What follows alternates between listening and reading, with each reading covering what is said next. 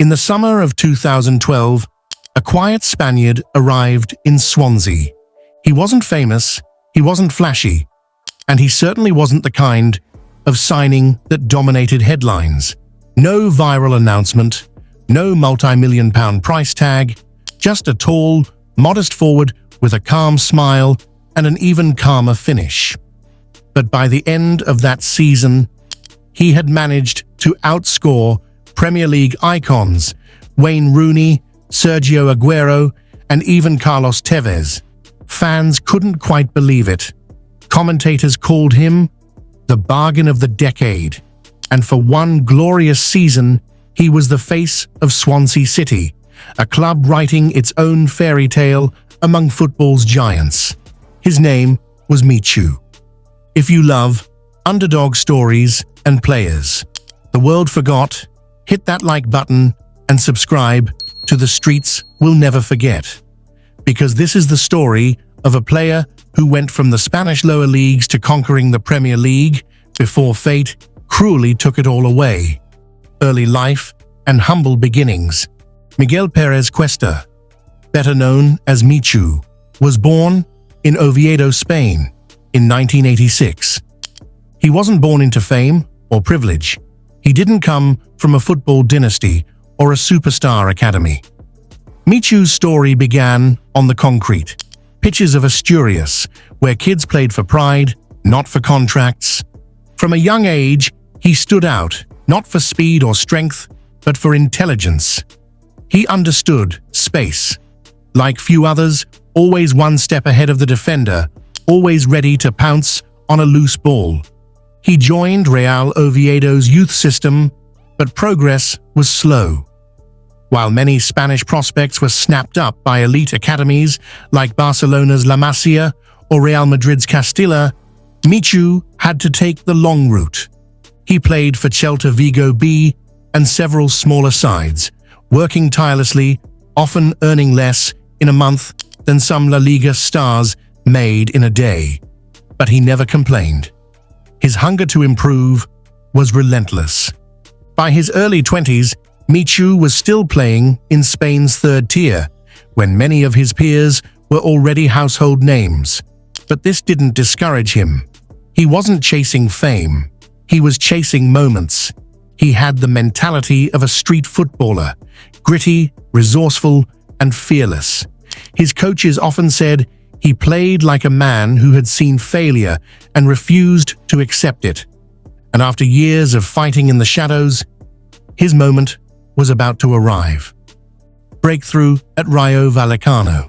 In 2011, RAYO Vallecano, a modest club from Madrid's working-class neighborhood, took a chance on him. RAYO were newly promoted to La Liga and couldn't afford star names. What they needed was heart, work ethic, and instinct. Michu gave them all three. He was 25, not young by debut standards, but ready. In his first top-flight season, he shocked everyone by scoring 15 goals, finishing as one of the top-scoring Spaniards in the entire league. His goals weren't lucky rebounds or penalties. They were a masterclass in timing, drifting into pockets of space, arriving late in the box, finishing with deadly calmness. RAYO fans fell in love instantly. Here was a player who embodied everything their club stood for: resilience, humility, and courage. But beyond RAYO, something remarkable was happening. Scouts across Europe began to take notice. Yet, many big clubs ignored him, writing him off as a one-season wonder or too old to adapt abroad. But in South Wales, one man saw something the others didn't. Michael Laudrup, Swansea City's new manager. Laudrup, a legend of Barcelona and Real Madrid, knew class when he saw it. He wanted players who could fit Swansea's tiki-taka-inspired system, intelligent footballers, not just athletes. And when he saw Michu, he knew he'd found his man. For just £2 million, Swansea signed Michu, a deal that would soon be remembered as one of the greatest bargains in Premier League history. Drop a comment below. Did you know about Michu before Swansea? Or which forgotten baller deserves a story like this next? Swansea arrival and debut. At the time, Swansea City was still learning what it meant to be in the Premier League. They weren't a club of riches, but of resourcefulness. Their football philosophy was different, technical, composed, and built on passing. When Michu arrived, few expected much, but in just one game, he proved everyone wrong. Opening day of the 2012 to 2013 season, away at Queen's Park Rangers. The atmosphere was electric. The Premier League had never heard of Michu, but it was about two goals and 1 assist. Later, he had announced himself to English football. His movement was immaculate, his finishing surgical. That calm, finger-pointing celebration became his signature. Understated, confident, and unforgettable. By Christmas, Michu had 13 goals in 18 matches, sitting above some of the biggest names in world football. He wasn't flashy. He wasn't arrogant. He was simply effective. Fans adored him because he felt real, a man who played with passion, not ego. His ability to read defenders made him lethal, and his understanding with teammates like Jonathan de Guzman and Nathan Dyer made Swansea's attack unstoppable. The Liberty Stadium became a fortress, and Michu, their quiet assassin, was the reason. His peak. The 2012 to 2013 season will forever live in Premier League folklore. Every weekend, Michu delivered. Long-range strikes, composed one-on-ones, and crucial goals against the biggest clubs. He scored 22 goals in all competitions, including 18 in the league, outscoring Rooney, Aguero, Tevez, and even Eden Hazard. But what made Michu's run so magical wasn't just the numbers, it was the emotion. He didn't just score goals. He carried Swansea's dreams on his shoulders. He was fearless against the giants. He scored home and away against Manchester United, grabbed a stunning brace at Arsenal's Emirates Stadium, and led the charge against Chelsea in the League Cup semi-final. That semi-final was unforgettable. Swansea, against all odds, beat Chelsea over 2 legs to reach their first ever major final. The drama peaked when Eden Hazard was sent off for kicking a ball boy, an infamous moment that overshadowed Swansea's brilliance. But those who watched closely knew Michu's intelligence, control, and leadership were the real story. Then came Wembley, the League Cup final, Swansea versus Bradford City. For Swansea fans, it was a dream. For Michu, it was destiny. In front of 80,000 fans, he scored one of the most composed goals you'll ever see, gliding into the box and finishing with ice-cold precision. Swansea ran out 5-0 winners, lifting the club's first major trophy in 100 years. That night, Michu became immortal. Swansea fans wept, chanted his name, and held banners that read, "Thank you, Michu." Even Sir Alex Ferguson called him a gem, the kind of player you don't see every day. If you're loving Michu's magical season, smash that like button, because what came next reminds us how beautiful and brutal football can be. International call-up. After conquering England, Michu finally got the recognition he deserved back home. In October 2013, Spain, reigning world and European champions, called him up for the first time. For a player who had once been fighting in Spain's third division, standing beside Xavi, Iniesta, and Sergio Ramos in the national squad, was nothing short of miraculous. He made his debut in a World Cup qualifier against Belarus. He came on as a second-half substitute, wearing that famous red shirt with pride. He didn't score, but he didn't need to. That appearance symbolized everything he had worked for, from bus rides in Segunda B to sharing the pitch with the world's best. For Michu, that moment was pure vindication. The world finally saw what those in Swansea had known all along: decline. But as they say, football gives and football takes away.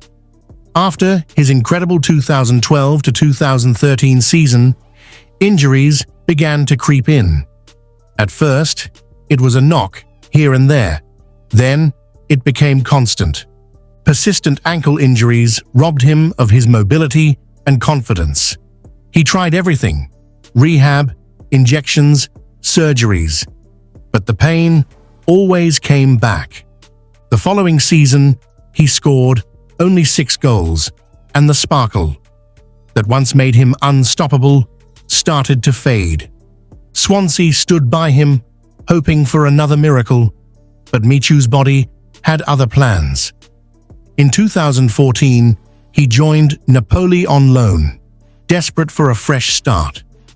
But in Italy, things didn't improve. He played sparingly, never finding the net. By 2015, the dream was over.